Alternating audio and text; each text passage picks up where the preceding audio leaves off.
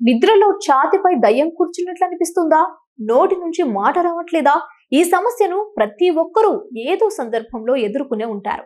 నిద్రలో ఒక్కోసారి మనకి భయంకరమైన కలలు వస్తూ ఉంటాయి.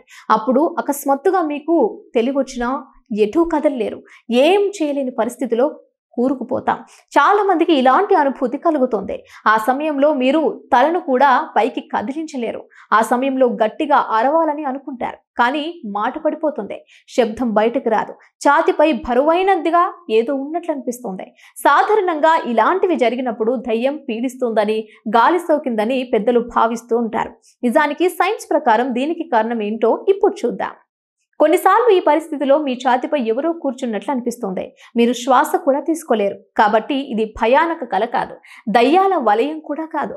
అయితే వైద్య భాషలో దీనిని స్లీప్ పక్షవాతం అంటారు. అలా జరిగినప్పుడు కొన్ని నిమిషాల వరకు కదలలేరు. నోటి నుంచి మాటలు కూడా బయటకు రావు. నిజానికి నార్కోలెప్సీ అనే నిద్ర రుగ్మతకు సంబంధించిందే.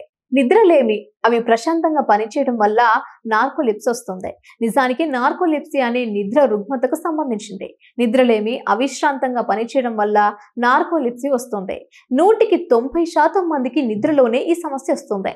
ఇలా జరగకుండా ఉండాలంటే కమ్మటి సువాసనలు వెదజల్లే 2-3 ఎసెన్షియల్ ఆయిల్ చుక్కలను దిండుపై వేస్తే చక్కగా నిద్రపోతారు. దీంతో పాటు శరీరానికి తగినంత విశ్రాంతి దొరుకుతుంది.